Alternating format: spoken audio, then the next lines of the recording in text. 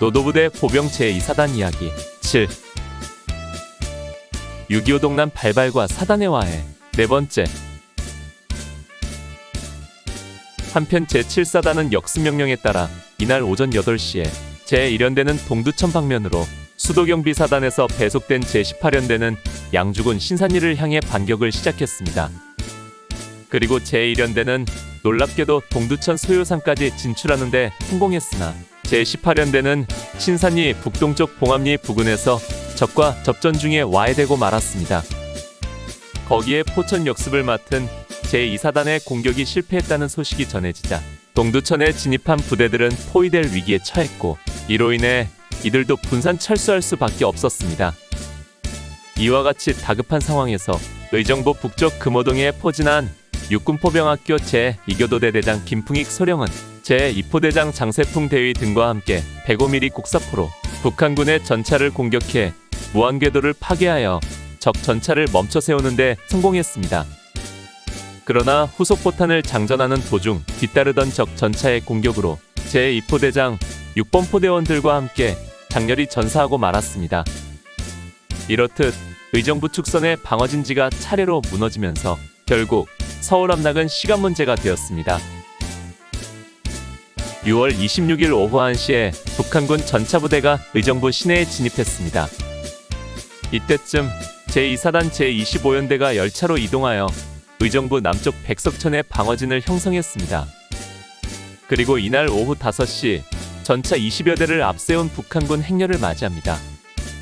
그러나 전투 경험이 없었던 병사들은 전차가 일정 거리 이상 접근하기도 전에 멋대로 사격을 하는 바람에 위치가 발각되고 말았습니다. 이에 적 전차들은 멀리서부터 제25연대 진지들을 유린하며 백석교를 건넜습니다. 한편 백석교 밑에 숨어있던 대전차 분대장은 5번째 전차가 교량을 건널 무렵 전차를 파괴함으로 길을 막았으나 후속 전차의 포격에 장렬히 전사하고 맙니다. 그래도 파괴된 전차로 인해 후속 전차들의 진격로가 막혀 후속 전차들은 의정부로 되돌아갔고 다리를 건넜던 선두 전차 4대는 제16연대 제2대대를 상대하며 후속 부대를 기다리고 있는 것을 이날 밤 제25연대 제11중대 특공대가 공격하여 그중 2대의 피해를 입혔습니다. 이로 인해 북한군의 진격은 백석교에서 막혀 하루가 지연됩니다. 그러나 제2사단 제16연대와 제25연대는 6월 27일 재개된 북한군의 공세에 맞서 분투했으나 적 전차를 막지 못하고 거기에 탄약까지 고갈되어 결국 와해됨으로써 의정부 전투는 막을 내리게 됩니다. 이렇듯 의정부 방어선이 뚫리고 6월 27일 마침내 북한군 전차가 미아리 고개를 넘어 서울 시내까지 진입했습니다. 이 소식을 들은 최병덕 총참모장은 공병감 최창식 대령으로 하여금 한강철교와 인도교를 폭파하도록 명령합니다. 27일 오후부터 폭약을 설치하고 기다리던 공병대는 명령을 받고 6월 28일 02시 30분 한강인도교를 폭파하게 됩니다. 이때 통제를 무시하고 다리를 건너던 많은 차량과 피난민이 피해를 입었습니다. 이렇게 한강다리가 급하게 폭파되므로 한강 이북에 남아있던 국군과 서울 시민들은 한강을 건너지 못해 발이 묶이게 됩니다. 특히 서울을 사수하기 위해 투입된 제2사단, 제5사단, 제7사단은 지휘 통제가 불가능한 상태가 되어 와해되었고 잔존 병력들은 개별적으로 목숨을 건 도하를 해야만 했습니다. 이 과정에서 보유한 야포, 차량을 비롯한 거의 대부분의 중장비와 군수물자를 적 수중에 넘겨주어야 했으며 상당수의 병력을 손실하게 됩니다. 그나마 서울의 서북쪽 개성 문산 축선의 제1사단은 의정부 방면 붕괴와 한강교 폭파 소식이 전해지지 않으므로 부대가 급격한 혼란에 빠져들지는 않았습니다.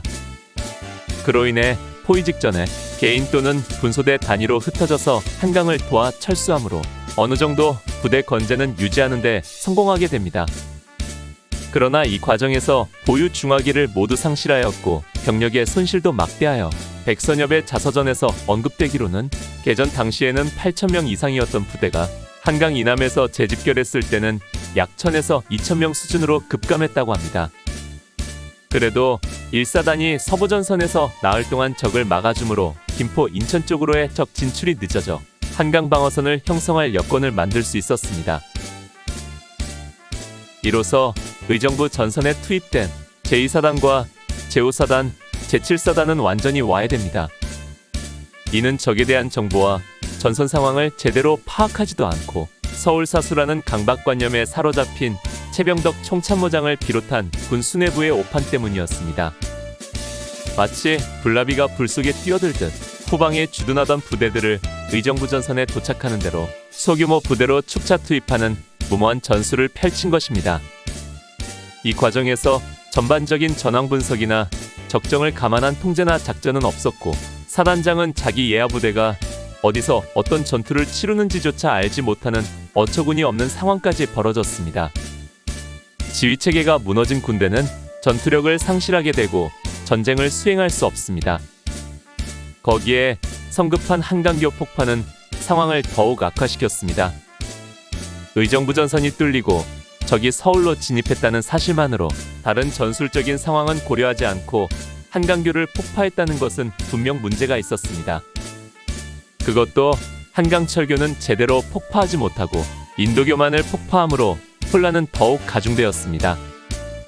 결국 한강철교는 미 공군기들의 폭격에도 파괴되지 않았고 북한군들은 한강철교를 보수하여 남하하게 됩니다. 아무튼 한강교 폭파 소식에 병사들은 멘붕 상태가 되었고 모두가 뿔뿔이 흩어져 스스로가 살 길을 찾아야 했던 것입니다. 그러나 이렇게 부대가 와해되었어도 이때까지 각 사단이 해체되지는 않았습니다. 아니, 사단 해체를 규정할 정부나 육본 기능이 제대로 작동되지 않았다는 말이 정확하겠지요. 오늘 추억여행에 함께 해주셔서 감사합니다. 다음 이야기를 기대해 주시고 구독과 좋아요 부탁드립니다. 항백